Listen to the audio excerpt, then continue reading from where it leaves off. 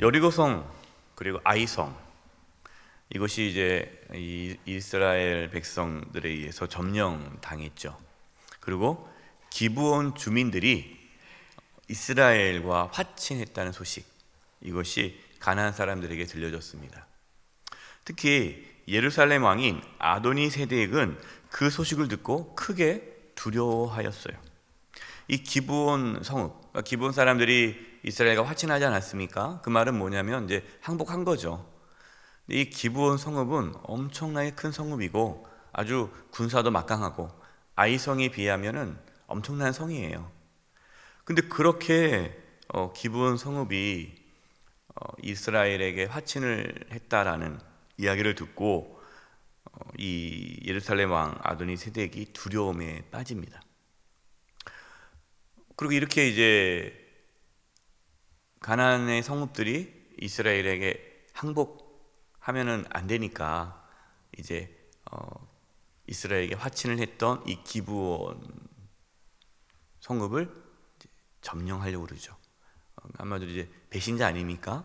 그러니까 이제 이 조직을 지키기 위해서라면은 배신하는 그 조직원을 해야 되지 않아요?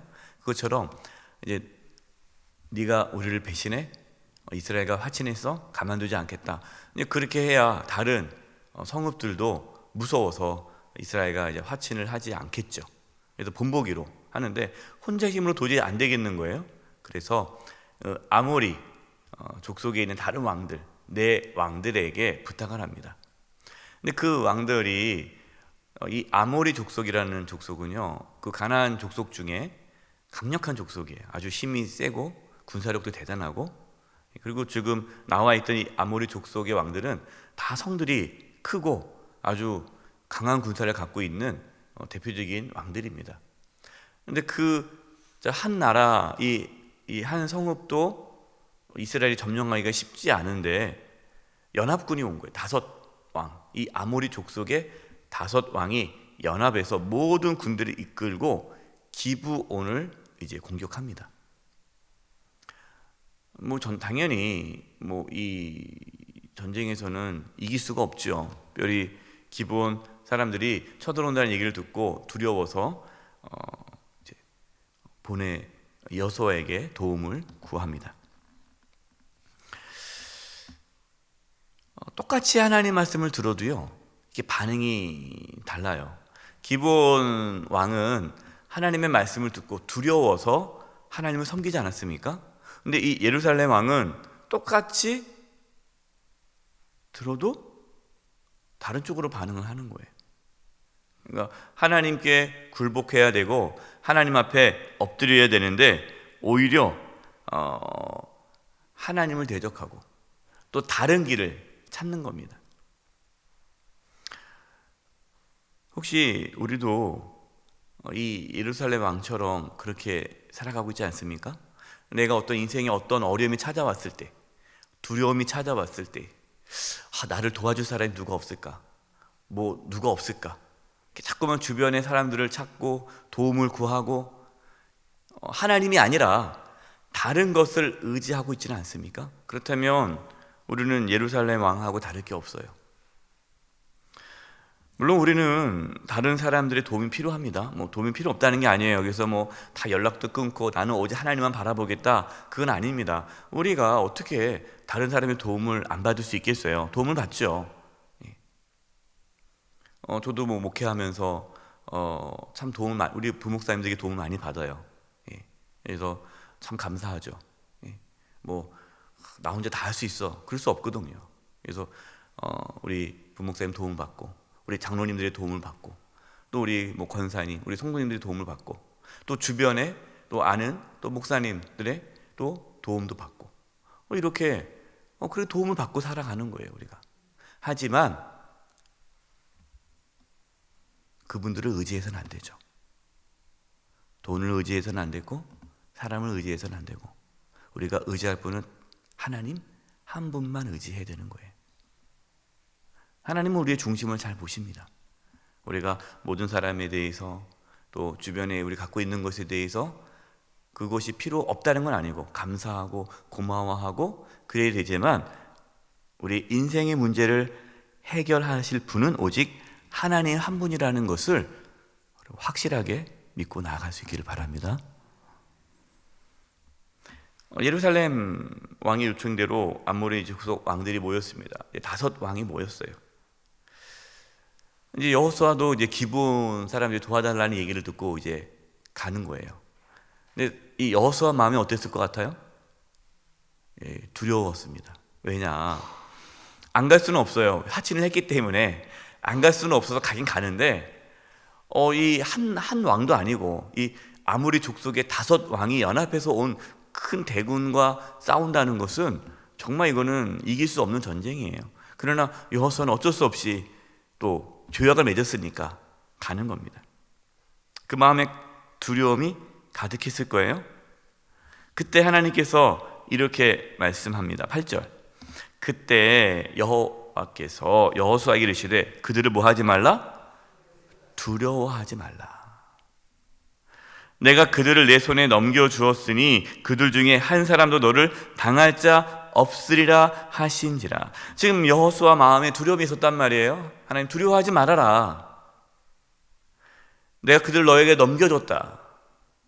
이 전쟁은 누구에게 있다는 겁니까? 하나님에게 있다. 여호수아는 하나님 말씀을 의지함으로 담대히 나갔습니다. 전쟁은 어떻게 되었습니까? 10절. 여호와께서 그들을, 그 아모리 5 연합군이죠, 그들을 이스라엘 앞에서 패하게 하심으로. 누가 패하게 하셨어요?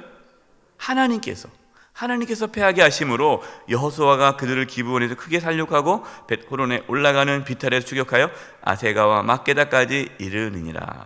그러니까 하나님께서 그 전쟁의 승리를 주셨다라는 거예요. 여러분, 이것을 분명하게 하는 사건이 있어요. 또 이렇게 하면은 또 이스라엘 사람들이 우리가 전쟁에서 이겼다 할까봐 하나님께서 어떤 일을 하십니까? 11절. 그들이 이스라엘 앞에서 도망하여 벳호론의 비탈에서 내려갈 때에 여호와께서 하늘에서 큰 우박 덩이를 아세가에 이르기까지 내리심에 그들이 죽었으니 이스라엘 자손의 칼에 죽은 자보다 우박에 죽은 자가 더 많았더라. 이스라엘 자손의 칼에 죽은 군사보다 하늘에서 내린 큰 우박 맞고 죽은 자가 더 많다는 거예요. 뭘 의미합니까? 하나님께서 진멸하신 것을 보여주는 거죠.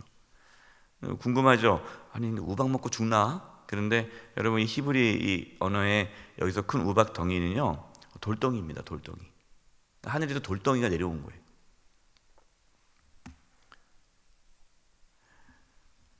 심지어 하나님은 태양과 달도 멈추면서 연합군을 진멸하십니다.